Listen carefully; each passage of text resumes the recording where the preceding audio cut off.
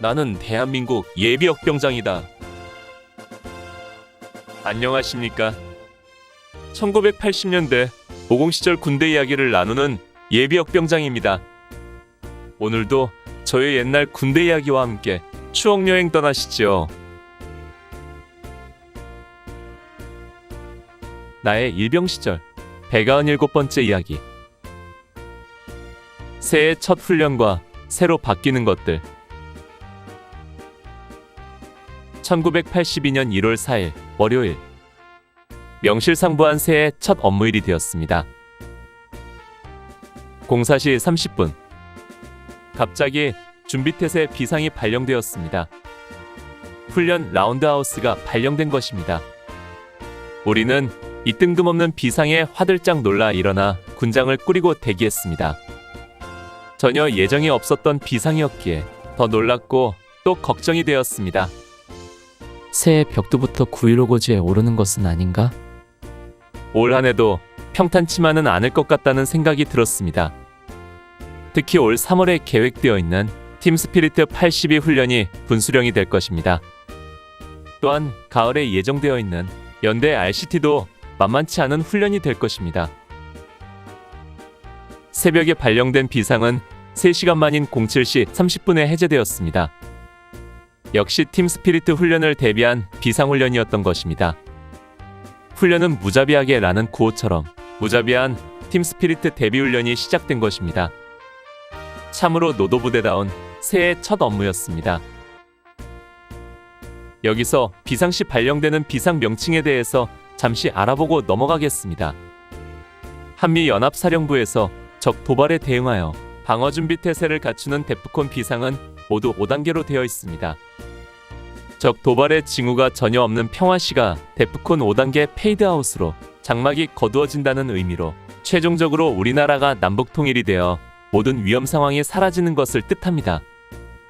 따라서 6.25 전쟁 이후 우리나라에서는 데프콘 5단계 페이드아웃은 선포된 적이 한 번도 없다고 합니다.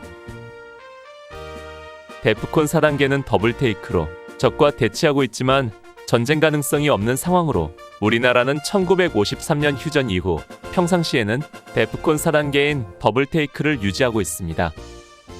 즉, 지금 현재에도 우리나라는 더블테이크 비상상태인 것입니다.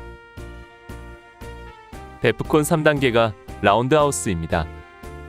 적이 우리 집 주변을 빙빙 돌며 호시탐탐 노리고 있다는 의미로 적의 도발 가능성이 높아진 상황입니다. 이 비상이 발령되면 준전시 상태로 전환되고 한국군 지휘권이 한미연합 사령관에게 이양됩니다. 우리나라에서 라운드하우스 비상이 발령된 것은 1976년 8.18 도끼만행 사건과 1979년 11.6 사태, 그리고 1983년 아웅산 폭탄 테러 사건 등 3차례뿐이었다고 합니다. 데프콘 2단계 화스트 페이스는 적이 집 주변을 도는 속도를 높인다는 뜻으로 적의 침략 징후가 포착되어 전쟁 준비에 돌입하는 상황입니다. 이때에는 동원예비군이 소집되고 전군에 탄약이 지급되며 언제라도 출동하여 전쟁을 치를 준비를 완료합니다. 우리나라에서 화스트페이스 비상이 발령된 것은 8.18 도끼만행 사건 당시 군사분계선 이론에 한정하여 단 한 번 발령되었다고 합니다. 그러나 우리들의 비상훈련 시에는 항상 훈련 화스트페이스가 발령됩니다. 그래서 화스트페이스가 우리들 귀에 익숙한데 실제 화스트페이스 비상은 엄중한 상황인 것입니다. 데프콘 1단계는 칵트 피스톨로 권총의 실탄이 장전된 상태를 뜻합니다. 즉, 적의 도발이 명확하여 실제로 전쟁 상황이 벌어진 것입니다. 우리나라에서는 휴전 이후 단 한 번도 발령되지 않은 비상입니다. 이렇듯 정규전을 대비한 데프콘 비상 외에도 적 게릴라나 간첩 침투 등 비정규전을 대비한 진돗개 3단계 비상과 북한군 동향에 따라 대응하는 워치콘 비상도 있습니다. 우리들의 야전 훈련의 시작은 늘 이 데프콘 훈련 비상으로 시작합니다. 평소 야전 훈련은 파스트페이스로부터 시작되는 것이 통례였는데 1982년 벽두부터 발령된 비상은 그보다 한 단계 낮은 라운드 하우스로 시작된 것입니다. 아무튼 새해 첫 업무일부터 노도부대답게 비상 상황으로 시작했습니다. 이날은 오전에 대대단위 시무식을 실시하고 오후에는 새벽 비상훈련에 따른 정비 시간으로 휴식을 했습니다.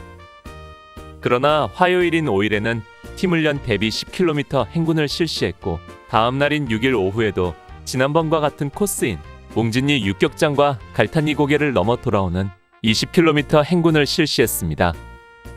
그뿐 아니라 매일 새벽 1조점호 시간에는 그동안 왕복 2km씩 하던 구보를 2배 늘려 도촌리 앞까지 돌아오는 코스로 실시했습니다.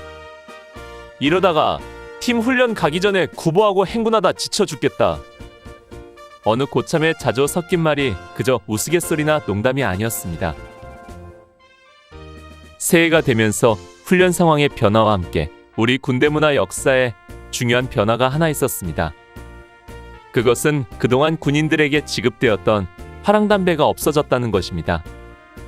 그 대신 한산도라는 민간인들이 피우는 담배로 대체 지급되기 시작했습니다.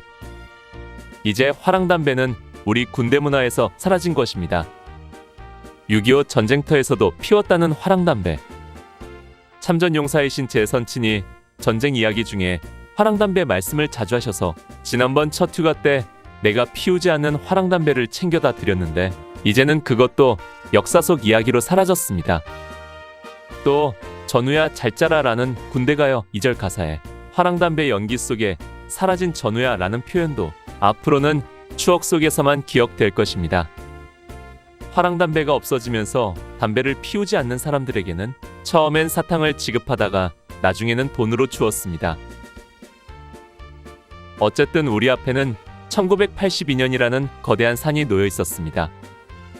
이제부터 한 발 두 발 밟고 넘어가야 합니다.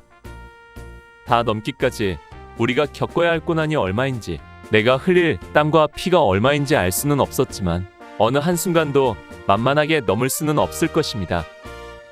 이 험난한 행로를 앞에 두고 그래도 담담해질 수 있는 것은 이미 지난 1년 동안 감내했던 경험이 있기 때문이고 또 군대라는 특수한 조직에 대해 이제는 어느 정도 파악이 되어 있기 때문입니다. 그동안 내가 배운 삶의 진리는 그 누구도 나를 대신할 수 없다는 것입니다. 좋은 일이든 나쁜 일이든 심지어 죽음까지도 내 앞에 있는 것이라면 내가 감당해야 한다는 것입니다. 이 마음과 자세로 나아간다면 반드시 끝은 올 것이고 그것이 내 인생의 하나의 열매가 되리라는 확신 속에 새롭게 시작하는 1982년 새해였습니다. 오늘 추억여행에 함께 해주셔서 감사합니다. 다음 이야기를 기대해 주시고 구독과 좋아요 부탁드립니다. 항백